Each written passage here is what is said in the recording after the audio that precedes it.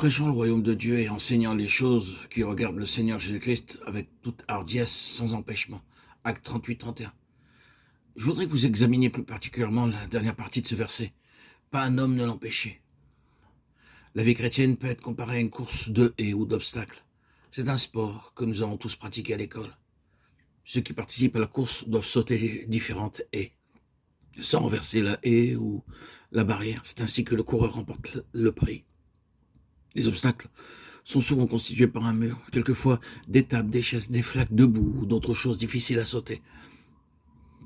Alors que je lisais ces 28 chapitres du livre des Actes, il me semblait voir au moins 28 haies que nous devons franchir en tant que serviteurs de Dieu. Et comment le Saint-Esprit agissait merveilleusement et parfaitement à travers les serviteurs de Dieu en différents endroits, en surmontant chacune de ces haies sans empêchement.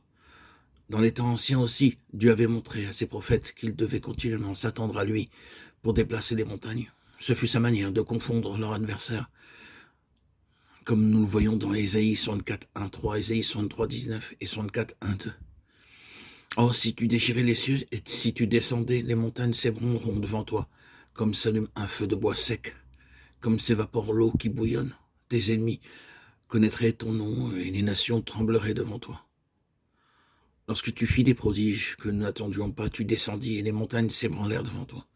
Aussi longtemps que nous serons conscients de la présence permanente de Dieu dans son service, nous verrons chaque montagne s'écrouler en sa présence. Notre propos est de considérer non pas tous, mais quelques-uns des obstacles placés devant les serviteurs de Dieu et comment ils avancèrent, franchirent les obstacles et virent les montagnes s'ébranler par la grâce de Dieu. Lisons Acte 1:10. Et comme ils avaient les regards fixés vers le ciel pendant qu'ils s'en allaient, voici deux hommes vêtus de blanc leur apparurent. Ce fut la première haie qu'ils eurent à franchir.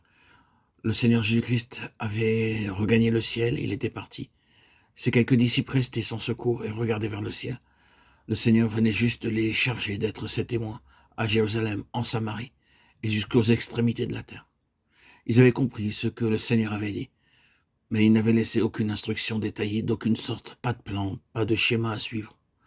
Aussi, ils se demandaient les uns les autres, où commencerons-nous? Que ferons-nous? Où irons-nous? Il aurait pu leur laisser quelques indications par lesquelles il aurait su immédiatement tant de jours à Jérusalem, tant de jours en Samarie. Mais il s'en alla simplement sans leur laisser aucun plan. La seule chose qu'il leur avait dit de faire était d'attendre à Jérusalem que la puissance du Saint-Esprit descendît sur eux. Numériquement, ils étaient très peu, ce fut un gros problème.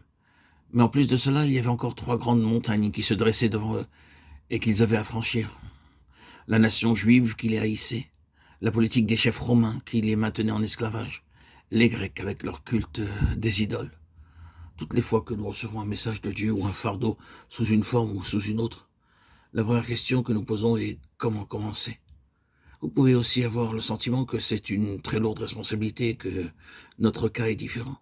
Nous trouvons ce peuple trop dur, nous sommes troublés, nous ne savons pas comment faire. Nous aimerions donc quelques indications claires. Mais Dieu ne travaille pas de cette façon. Dans tout travail de Dieu, ne supposons pas que parce que Dieu a travaillé d'une certaine manière dans tel pays ou tel autre, il fera exactement de même dans un endroit différent. Dieu n'est pas limité par nos idées ou nos plans. Il veut seulement que nous attendions patiemment jusqu'à ce qu'il commence à agir. Cela nous semble être un très réel problème, et ce le fut dans le cas des disciples. 2 hommes vêtus de blanc leur apparurent et dirent « Hommes galiléens, pourquoi vous arrêtez-vous à regarder au ciel? Ce Jésus qui a été enlevé au ciel du milieu de vous viendra de la même manière que vous l'avez vu allant au ciel. » Ils étaient si troublés qu'ils soient partis, que leur Seigneur Jésus soit parti. Ils savaient parfaitement que le Seigneur Jésus-Christ reviendrait, et ils devaient simplement le croire et attendre. Que ce soit longtemps ou pas, ce n'était pas leur affaire. Ils devaient aller et attendre, comme cela leur avait été demandé, et autant marqué par Dieu, il leur dirait lui-même alors ce qu'il ferait ensuite. Avant tout, nous devons apprendre à attendre le temps de Dieu. Nous devons attendre patiemment, car Dieu a un moment pour chaque travail, et il travaille selon son propre temps. Nous ne devons pas bouger jusqu'à ce que nous avons reçu clairement du Seigneur l'ordre de marcher, et certainement pas l'ordre des hommes. Lorsque le travail commença dans le nord, nous n'avons suivi aucun plan personnel. Nous n'avions pas reçu d'itinéraire, nous disant que nous devions d'abord aller évangéliser le sud, puis le nord, et ensuite le centre du pays. Nous n'avions aucune préférence. Cependant, nous avons dû prier encore et encore pour que le Seigneur ruine nos plans, extirpe nos propres pensées et nos idées, et nous donne son plan propre. Et quand l'ordre de Dieu arriva, nous allâmes sans tenir compte des circonstances difficiles que nous allions devoir subir.